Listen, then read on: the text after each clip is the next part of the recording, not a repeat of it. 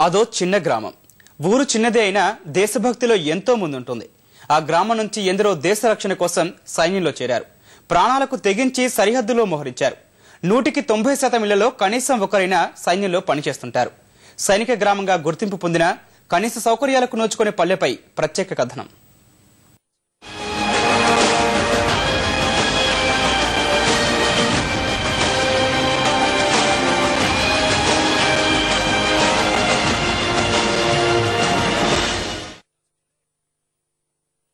బావాజీపాలెం గుంటూరు జిల్లా నిజాంపట్నం మండలంలోని ఈ తీర ప్రాంత పల్లెకో ప్రత్యేకత ఉంది.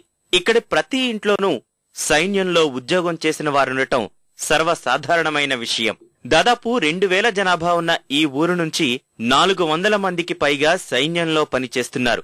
సిపాయి మొదలు అధికారి వరకు వివిధ హోదాల్లో సేవలందిస్తున్నారు. సైన్యంలో పనిచేసి ఉద్యోగ విరమణ పొందిన వారు మరో 200 మంది వరకు ఉంటారు. దేశం కోసం కన్నవారిని ఉన్న ఊరిని వదిలి సరిహద్దుల్లోనూ ఇతర రాష్ట్రాల్లోనూ విధులు నిర్వహిస్తున్న వారి సొంతూరు మాత్రం ఏమాత్రం అభివృద్ధికి నోచుకోలేదు. సైనికులకు ప్రభుత్వం ఇంటి పన్ను రద్దు చేయడంతో ఈ పంచాయతీకి ఎలాంటి రాబడి ఉండడం లేదు. సైనిక గ్రామంగా గుర్తింపు పొందినా ప్రభుత్వం నుంచి ప్రత్యేక నిధులు వచ్చింది లేదు. Already government tax free. మాకు ఆర్మీ ఎక్స్ ఆర్మీ వాళ్ళకి గవర్నమెంట్ ట్యాక్స్ ఫ్రీ వల్ల పంచాయతీ డెవలప్మెంట్ అవటం లేదు. మేము పంచాయతీకి 100 చేసేంత పంచాయతీ వాళ్ళు యాక్షన్ తీసుకోవాల్సిందే కానీ మేము ఏం చేయలేమని చెప్పి వాళ్ళు అంటున్నారు. కానీ పంచాయతీ కూడా రిపోర్ట్ చేస్తున్నాము. ఏ చేసినా ఆ నీళ్ళు వచ్చే టైంలో పెడుతున్నాం సార్. ఫెన్స్ లేదు, గుడ్డు అందులో పొలుతున్నాయి. అదే నీళ్లు మేము యూజ్ చేసుకుంటున్నాం, వాడుకుంటున్నాము. అలాగే జరుగుతుంది.